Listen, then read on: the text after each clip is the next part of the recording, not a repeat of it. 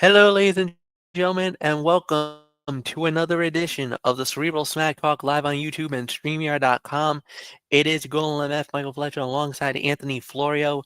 We are awaiting the arrival of Michael Bullock. If he comes in, then great. If he doesn't, then I guess we'll wait for him uh, possibly on Tuesday night. So we got a lot to talk about here tonight and not a lot of time. Obviously, we got TNA Impact. We got WWE Smackdown Live. This is one of the biggest shows of the year. And then we also will get into the WWE Worlds Collide that's going down next Friday. So we're going to have a preview of that here tonight as well. So let's start out with TNA. Now it's from the Armory in Minneapolis, Minnesota. It was live, a live taping, a rare live taping that went down last on Thursday night. And we started with a lot of promo stuff. So, we don't really talk about promo stuff very often, but we will get into the first fight of the night, which was Matt Cardona versus Frankie Kazarian. And it was Frankie Kazarian winning the match in roughly 11 minutes. Solid opener. I want to say about maybe a 3-star bout. It could have gone a lot of different ways, but the outcome was never in doubt. Big win for and definitely a big win to say the very least. So yeah, nothing more to add. 3 stars. Anthony, it is all yours. Well, I'll tell you, MF, this was a 3-star match. I would have given it 3.25, but I'm taking it down to 3. This was more about Ryan Nemeth getting on Matt Cardona's nerves and costing him the match, which is a fine way to go. Ryan Nemeth is at his best when he's out there annoying people, as he's only good for so many things. Frankie Kazarian continues to get built up for Bound for Glory season, and it might be time for him to win that international championship. I'll make a bold prediction. I think he's the one who's going to dethrone Steve Macklin for that international championship. And I think it's going to happen at Bound for Glory. So, solid 3 stars, down from the 3.25 because of the Ryan Nemeth interference. But if you want to build Frankie Kazarian up as the next international champion, he's got to get those essential W's, and he got one here. So, by hook or by crook. So, solid 3. With that being said, MF, let's move on. All right. With that said, we do indeed move on. Elegance brand. There was a whole bunch of different things on that one. Next up we had was a triple threat to determine the number 1 contender for the Knockouts Championship, and this is going to be the title fight at Bound for Glory. It was Jody Threat, Danny Luna, and Indy Hartwell, winner of the bout in roughly 8 minutes, and the number 1 contender for the Knockouts Championship, the woman that gets to fight whoever the champion may be at Bound for Glory, Indy Hartwell. She wins it in 8 minutes. Anthony Florio, it is all yours. And you mentioned whoever the champion may be, MF. There's a reason for that. At Victory Road on the 26th in Edmonton, Alberta, Canada, Ash by Elegance will be defending the Knockouts Championship against Masha Slamovich. So the winner of that match will likely be the champion going into Bound for Glory, and then will defend against Indy Hartwell. The Indy Hartwell push is upon us, and that's going to get her to Bound for Glory. Other than that, you have the continuing issues between the former Spitfire partners, and it's still hard to get interested in them. The team was only so interesting in the first place, and it's not getting much better to see them feuding. Danny Luna going evil is at least something, though. I will say that. So this was a solid 2.5-star match, and they got the outcome right.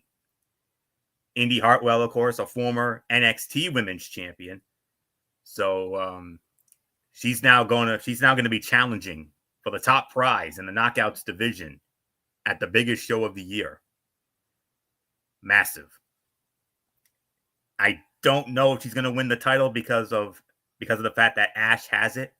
If it was still JC Jane, I would have said Indy would have won. I would have said Indy wins the title at Bound for Glory. But since Ash only won it so long ago, which was, I believe, Heat Wave, so that was about what, 2 weeks ago. So I don't know. I don't know. I got this feeling Ash is probably going to retain both ways. I think Ash is going to get by Masha at Victory Road on the 26th.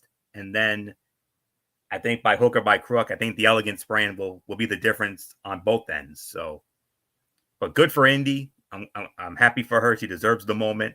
And would I like to see her win the title? Absolutely. She deserves it. But I just don't see it happening, though, especially after all the time they put into Ash, building her up and grooming her to be the champ. And I think your girl's going to hold on to it for quite a bit, MF, I'm sure. So, solid 2.5 stars for me. So MF, Indy Hartwell going to Bound for Glory, the biggest show of the year, Lowell, Mass, October 12th.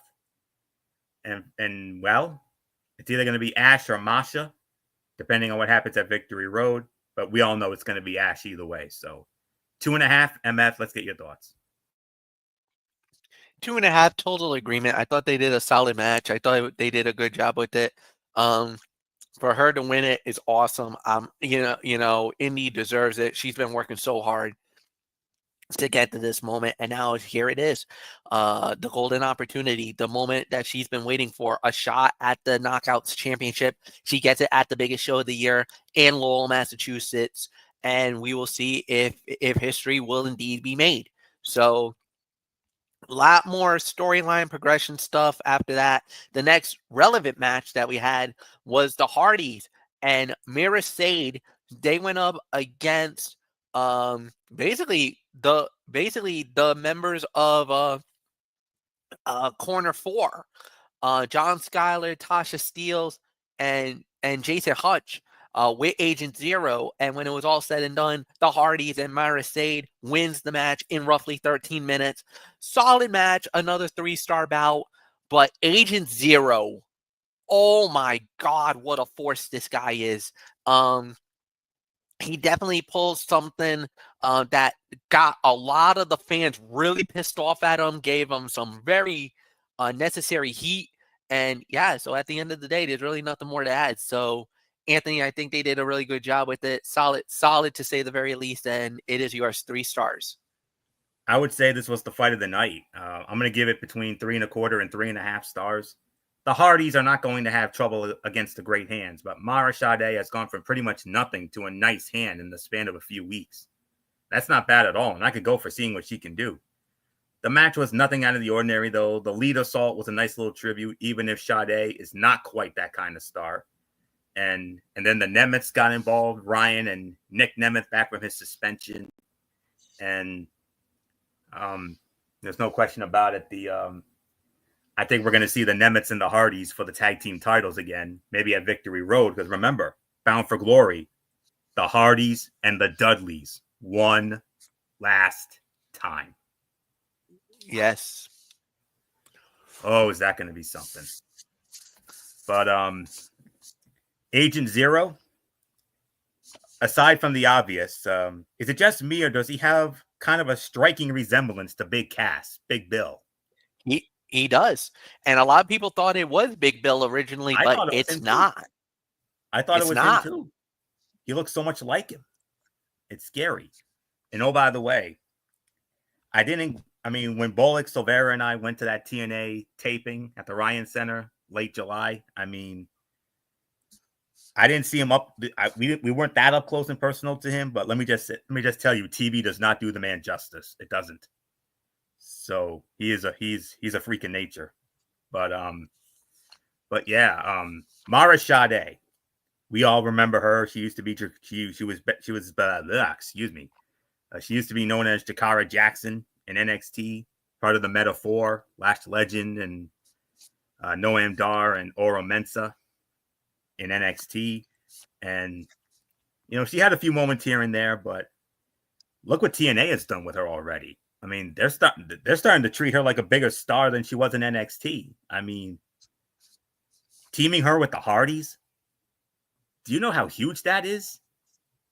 To team up with one of the all-time greatest tag teams in history, serving as somewhat of mentors for her.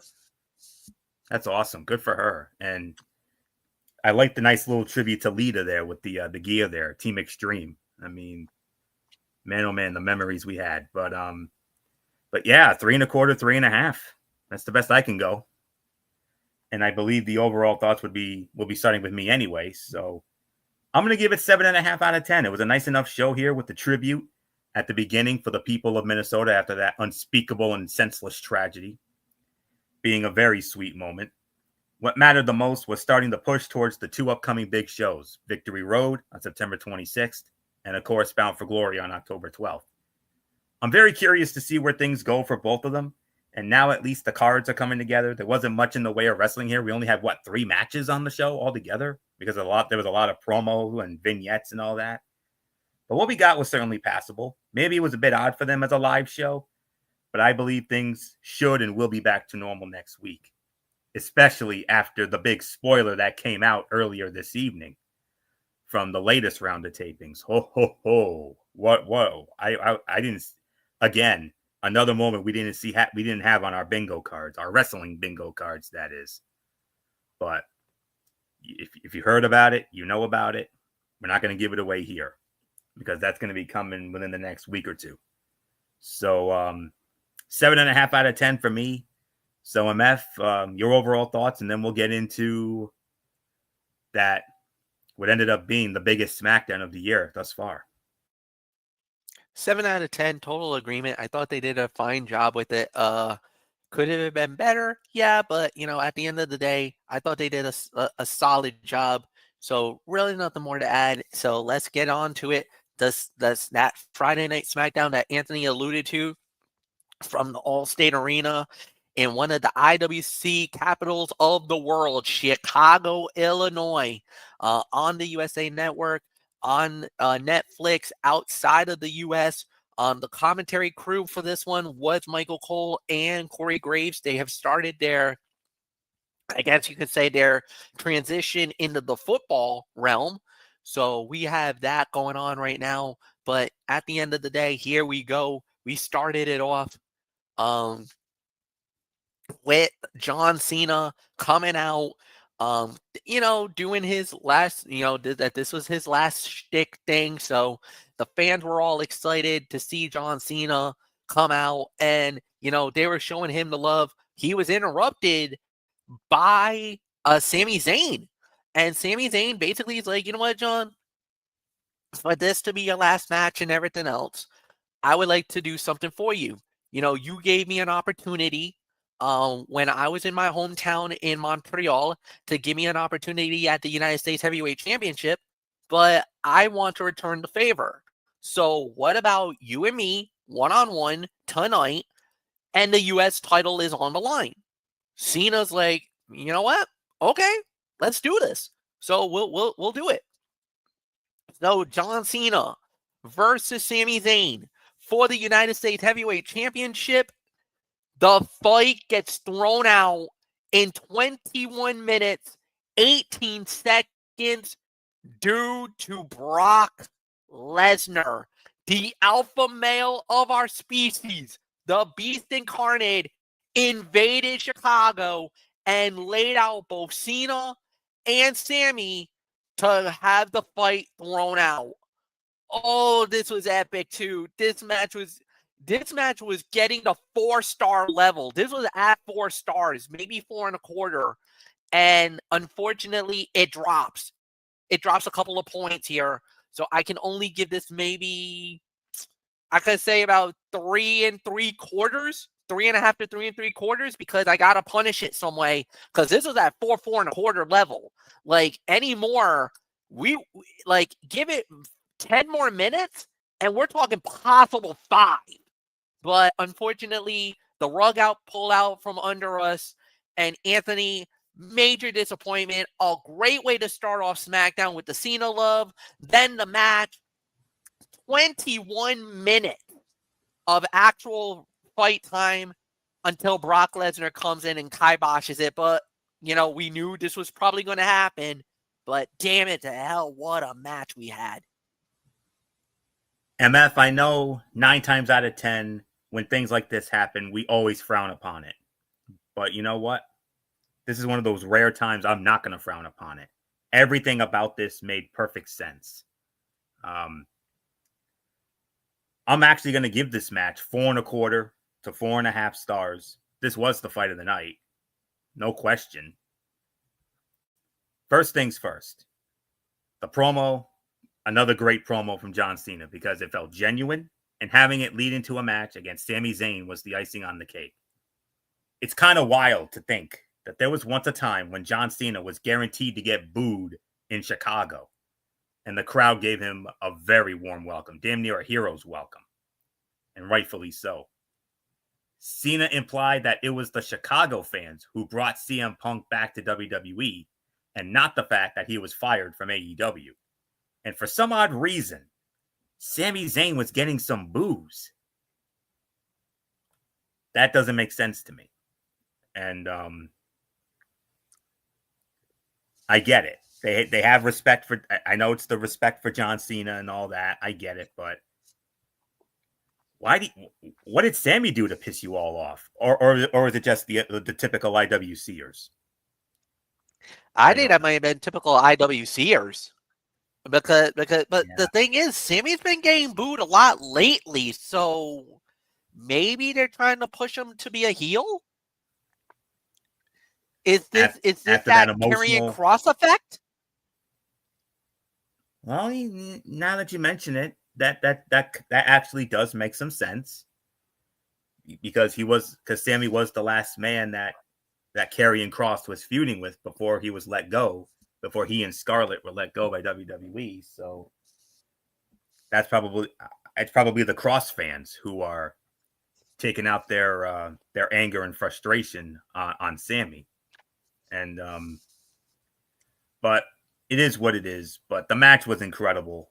I mean, we all remember it was the May 4th, 2015 episode of Monday Night Raw at the Bell Center in Montreal, Sammy's hometown. And remember, Sammy was introduced by my man, the all-time great, the Hall of Famer, Bret the Hitman Hart. I mean, Bret Hart introduced them, and that match was all kinds of you-know-what. Just like this one. These two have always worked well together, so there was little doubt that this would be enjoyable. It might not have been the kind of match they could have put on 10 years ago in Montreal, but both guys look great. It would have been nice to get a clean finish, yes, but Brock Lesnar appearing was almost a foregone conclusion. There was no real reason for Sami Zayn to be getting booed. The Chicago crowd just sort of decided to do it. For those who do not remember, Sami Zayn injured himself during his debut entrance in their original match and ended up working the whole match with a bad shoulder. And John Cena paying tribute to so many men that he worked with over his 20-plus year career. He did Kevin Owens' pop-up powerbomb, CM Punk's GTS, Edge, Adam Copeland's spear, and Kurt Angle's angle slam. The Angle one only fitting because remember, it was that very building, the June 27th, 2002 episode of Smackdown. The infamous ruthless aggression. We all remember that. And the rest was history. So you couldn't have asked for a better start to the show. And Lesnar coming out, like I said, foregone conclusion. I know we always frown upon, oh, it was such a great match and this guy ruined it. Technically, yes, he did. But in the context of the storyline progression, MF, that you've always preached about, especially on SmackDown all these years, it actually made sense. It makes perfect sense. Lesnar was rumored to be there. There was a lot of dirt sheet rumors were going around saying, oh, Lesnar's going to be there. Of course he was. And he's now advertised for the next 2 weeks, and they made it official. He will be in Norfolk, Virginia next week on SmackDown. And oh, by the way, the main event of WrestlePalooza was officially made official. Brock Lesnar, John Cena, WrestlePalooza in 2 weeks in Indianapolis. Oh my goodness. As John Cena goes for his 100th premium live event / pay-per-view win all time. And imagine if he can do it against the man who has literally been his kryptonite all these years. No man has been more kryptonite to John Cena than Brock Lesnar has. I only recall Cena ever beating him clean once. Decisive, that is, once. Extreme Rules 2012. In that same building, Chicago. So can he do it again? I don't know. We'll see. I my gut's telling me he does. I wouldn't be surprised if Lesnar puts him over on his way out, and who knows, maybe they'll have a moment of respect because this latest Lesnar deal has him working very few limited dates. So, man, oh man, that is going to be a sight. That's going to be something I can't wait. That crowd is going to be man, that's going to be great. Great promo to start. The match for me, 4.25, teetering on 4.5 stars. It was the fight of the night. Absolutely well done. And Lesnar showing up, perfect sense. You may not like it, but within the context of the story, it makes perfect sense. Nothing more to say. MF, Cena, Lesnar, WrestlePalooza, main event. One more time. Let's do it. Yeah, no, it's gonna be really good, and like you said, it made context. It made a lot of context for everything. So yeah. Next up we had was Damian Priest going one-on-one with Aleister Black, and it was Aleister Black winning the match in 9 minutes and 50 seconds. Anthony, it is all yours. Right around 3 to 3.25 for this one. The way this match began made it seem like it would be short, but they ended up fighting through 2 more segments and had a decent showing along the way. Both men like to use a lot of strikes, so this bout had some stiff shots. The kick Aleister Black hit at ringside looked brutal, and Black's Meteora looked great. Long story short, friends, this was your kind of match, MF. This was a be a man fight. I mean, this is right up your alley. Physical, smash mouth, punch you in the mouth kind of stuff. We all know how much you love that. So the Cena and Sammy match was more suited towards me because of my love for technical, scientific wrestling and all that. But for those of you who like the be a man stuff, the physical smash mouth stuff like MF, this was for you. 3 to 3.25 stars. And to me, MF, since Aleister Black made his grand return months ago, hands down, this is the biggest win of Aleister Black since he came back for this second run. Absolutely. And not only that, to knock off a former heavyweight champion of the world, yeah, he did very well with this. This is a big win, like you said. Really nothing more to add. So we just move right on along. Next, and I'll say this was about 3. So then we had was Julia against Michin for the Women's United States Championship. Julia wins it in 8 minutes and 16 seconds. There wasn't really much to the match. I thought they did a fine job. This was about 2.5 stars. Yeah, so this was a fine battle to say the very least.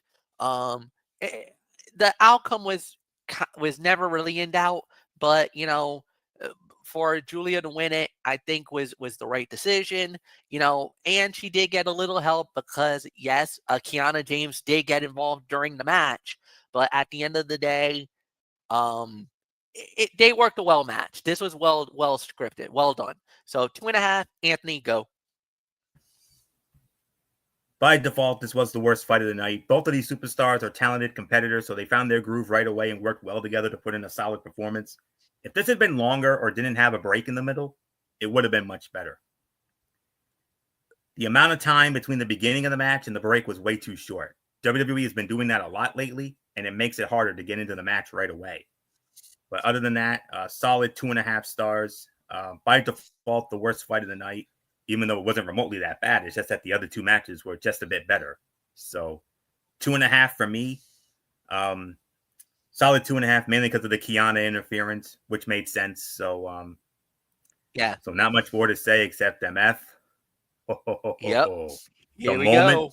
That in the immortal words of you and Gorilla, the moment we were all waiting for. So it started out with Seth freaking Rollins cutting a promo. He was in Chicago. He was in the arena. Then it was interrupted by Becky Lynch. So she started talking her stuff. Obviously, that prompted CM Punk to come out.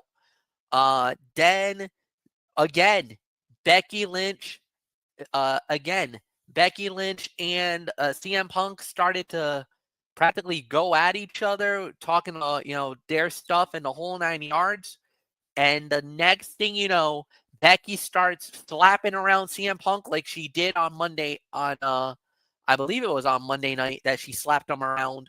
And this time Punk leaves the ring basically saying, well, I would never ever lay a finger on a woman, but this person can definitely do.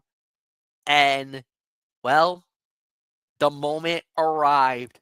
The crowd went crazy, lighted up, hits the PA system, and it was on for the first time in over 3,800 days. In more than 10 years, AJ Lee makes her return to the WWE. And my goodness, if you ever thought there was ever a moment where the crowd went absolutely bonkers, this was it. It broke the internet. It's the moment of the year. And really, honestly, Anthony, she looks good.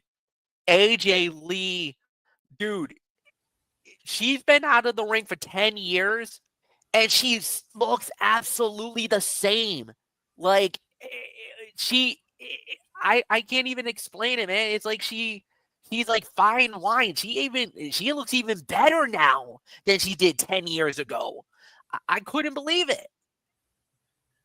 Not bad for someone who's 38, huh? Does she look Yeah. 38 to you? Oh no, she looked like 25 at least. Okay. First things first. Michael Bullock and we had an abbreviated Smackdown chat because Bullock had some plans earlier, but I'm glad because here's the thing. If there was one moment that I wanted us to be together for, this was it. And when she came out, needless to say, we both marked the F out. Both of us did. We did the Jey Uso yeet because you know how much Bullock loves to yeet. And oh man, where do I start? Man, oh man, how do we do it? Okay. Obviously, it was highly predictable and telegraphed, but that doesn't stop it from being a great moment.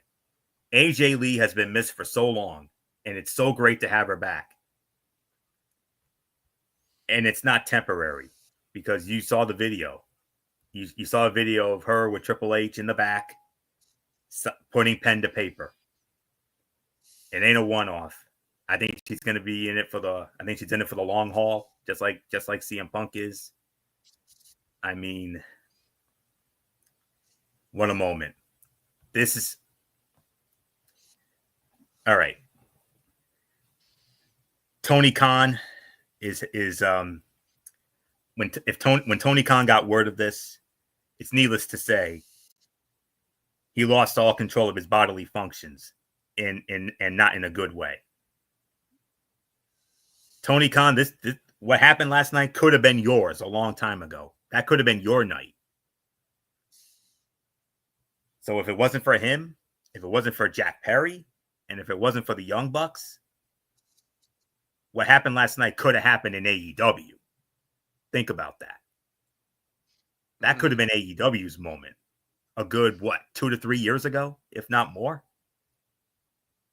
But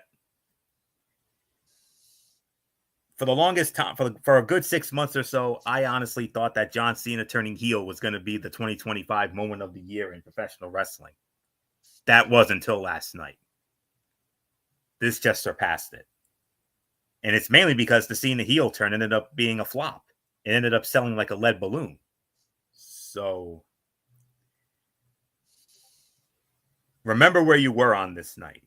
I mean, moments like this are why I love professional wrestling, why MF loves professional wrestling, why Michael Bullock loves professional wrestling, Dee Woodson, and all of our dear friends who are wrestling fans. Moments like last night are the reason why you fall in love with professional wrestling and why you love it so much. August 20th, 2021, CM Punk returned to pro wrestling in Chicago after 8 years away. That second episode of AEW Rampage at the United Center. His wife AJ Lee returns to pro wrestling after 10 years away in Chicago. Unbelievable moment. WrestlePalooza instantly became must-see television. And if you don't appreciate that moment, this wrestling thing, honestly, is not for you. And like we said, 10 years and she looks better than ever. That crowd pop was insane. And I could probably say this might be I can honestly probably say this was the segment of the year, for goodness sakes. I agree with that. I don't think there's much to even argue with that sentiment. Yes. That crowd, man. Oh. I don't think it topped the pop that Punk got at the end of the Survivor Series 2 years ago. Nothing's ever going to touch that. That's forever going to be the biggest pop of all time. But it was damn near close. I will say that. And while it's not official yet, I fully expect it to be made official on Monday night in Milwaukee, Algonquin for the good land. That's what's going to happen. Yes, I hear the snickering. Yeah. Because AJ Lee, according to it, will be going forward. Sorry, MF. She will be a Monday Night Raw superstar. No, and the thing is, no big surprise. Yeah, I agree. I agreed with the decision. I think everybody would have been agreed with the decision. So yes, absolutely. And it's because the other three superstars are on Raw. Seth Rollins, Becky Lynch, and CM Punk. They're all under the Raw banner. So it makes perfect sense for AJ to be on the Raw banner. And we talked about it at length. We had a behind-the-scenes chat after our NFL show last night, and all of the possibilities for AJ Lee on Raw. The first name that immediately comes to mind is Roxanne Perez. Yep. Immediately, everybody was thinking that too. I've heard Roxanne Perez. I've heard Io Sky. I've heard Rhea Ripley. I mean, Liv Morgan when she comes back from injury. Morgan's also a big name that I've been hearing that people have been clamoring that they want to see. Yeah, Stephanie Bakur. The skies are the limit. And not only that, but I also have to say this. There's a very good chance. Well, we know now because of what happened last night, because it's obvious once they get through this little couples match, AJ might go after the Women's Intercontinental Championship, like right out of the gate. She could get that right away, because she got the belt. She took the belt home last night. She took the Women's Intercontinental Championship because, believe it or not, she scared Becky Stiff out of the ring. Yeah, and Becky left her belt she behind. Scared her. Yes, she did. 9/10 possessions, 9/10 of the law. Exactly. You know how that goes. So, I mean, that's going to be in Australia. What is going to happen? Australia. Who knows? Yeah. So you got that. Obviously, everybody's thinking, well, does that open the door for AJ to now go? It opens the door for her to go after every belt. She could go after the Women's World Championship. Whoever may be the champion after Io versus Stephanie comes out of it. I think it's going to be Stephanie. You believe it's going to be Stephanie as well? So could we get Stephanie Volker versus AJ Lee for the Women's World Championship? Who knows? Could she find a partner? There's even rumors that maybe Saraya may come back to WWE. That maybe they reform, that they might have Saraya and AJ Lee work together as a team. You never know. And could they go after the women's, the frenemies? Could they be going after the women's tag team titles? You never know. So those two against Alexa and Charlotte. Ooh, sign me up. Yes, indeed. So you got that going on. So there's a lot of things they can do with this, and on top of that, it's like you said, it's a full-time contract, and she broke the record. She is the highest paid female wrestler in all of professional wrestling. Yep. She broke the records of Mercedes Moné. Mercedes was a 5-year, $25 million contract, and this is even higher than Mercedes. So what are we looking at? Is it 26, 27, 30? I mean, we don't know what this contract looks like, but we do know, based off of reporting that we've been getting, this is the highest and the largest contract in all of professional wrestling. Like, at least for the women, she's now number one. She is the flag bearer for the women's division. And trust me, she's worth every dime for that money. You know it. I know it. The world knows it. She's worth it. Whatever it is, if it's 26, 27, 28, whatever that number is, she's worth every penny for it because of what she has done in her entire career, what she's going to do now. And I'm excited because she's it. She's that good. And so glad for AJ Lee. I'm so happy for her that she got this. And I got to say, go ahead. Yeah, the YouTube video, obviously, it was uploaded to WWE's YouTube channel last night. I just checked it. Yep. The view count as of right now, 3.6 million views. 3.6 million. That's only going to get higher. And you know that's going to go higher. That's going to go a lot more higher.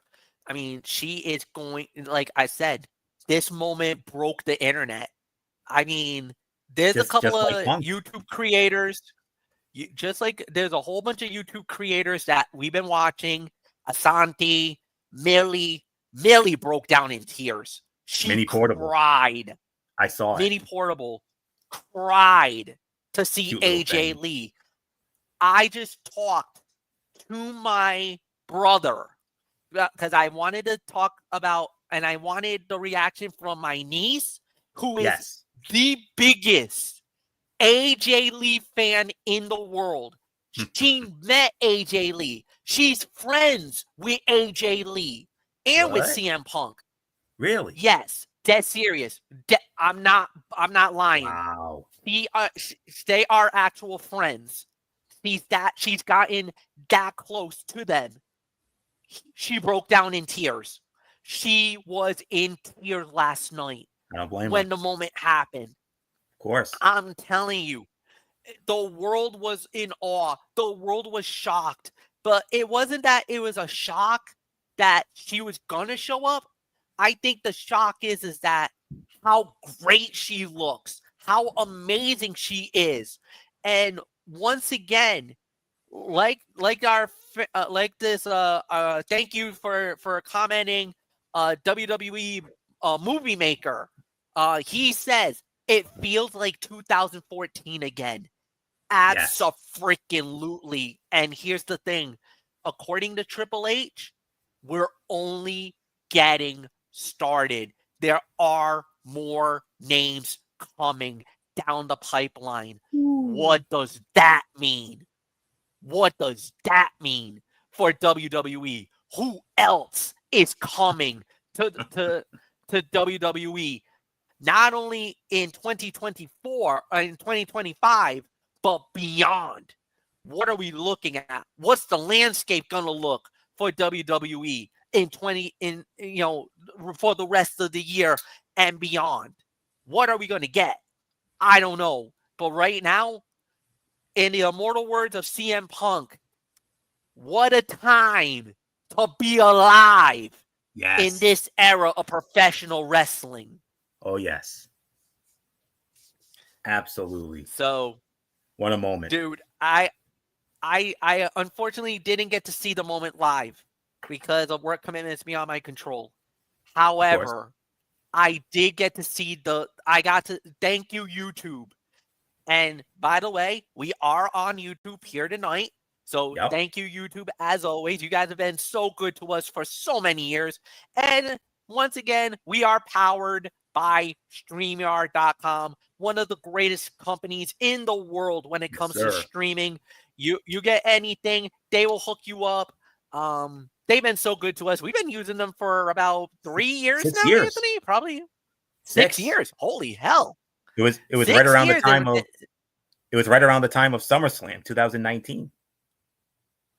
And this partnership's been getting better and better year in and year out, man. So I can't say nothing bad about this company. So StreamYard it keeps doing it. So you know they've backed us. They've backed our program so much, and you know in turn we thank them for putting their faith in us and letting us basically put this program for you, the lovely people. And I always say it. I'll say it once. I'll say it again. I don't give a damn. I'll beat this. I'll beat this to the dead horse. You guys are the greatest fans in the world. You're passionate. You're loving. You love professional wrestling like me and Anthony and our colleagues do. And every time you come on this program or even leaving a comment, you know, just little things makes this show what it is today. Thank you, thank you, thank you. Like we always say, greatest fans in the world. I mean it. I say it every time, but damn it to hell, you guys always produce, and thank you for that. All right, so let's go over a review. Anthony Florio, it is all yours, brother. I might be overrating the hell out of this, but I don't give a damn. At least a 9 out of 10. Last night's SmackDown was light on matches with only 3 taking place across the entire 2-hour show. Everything else was either promos, video packages, and backstage segments. Sami Zayn and John Cena kicked things off with a fun match that had an abrupt ending thanks to the interference of Brock Lesnar. Aleister Black and Damian Priest beat each other senseless, and Julia and Michin had a short but decent match for that Women's United States Championship. There were 2 things that people tuned in for this week. This was John Cena's final appearance in Chicago, but even that didn't seem to have the crowd as invested as the return of AJ Lee. Ending the show with Seth Rollins, Becky Lynch, CM Punk, and AJ Lee was the absolute right call. John Cena and Sami Zayn had the best match, yes, but there was no way this show could end with anything other than the 2 married couples.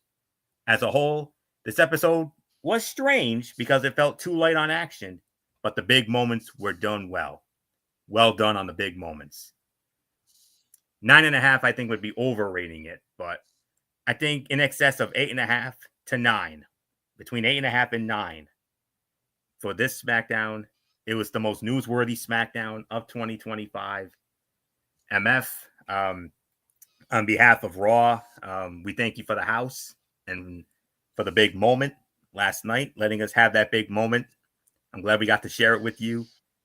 But come Monday night in Milwaukee, well, we'll take it from here and we'll make official on Monday night the most anticipated mixed tag team match in the history of professional wrestling. Bigger than Savage and Sherry against Dusty and Sapphire. Bigger than Goldust and Luna against Mero and Sable. It beats the pants off both of those combined. It's not only going to be the biggest one, it's also going to be the greatest mixed tag team match of all time. And next week on the show in Norfolk, you got Brock Lesnar. You got Jade Cargill and Tiffany Stratton in a return match from SummerSlam for the WWE Women's Championship. And you got Randy Orton against Drew McIntyre. Could that be where we get the return of a certain American Nightmare? I think we do. Yeah. And I think we make that official. They're going all out for wrestling.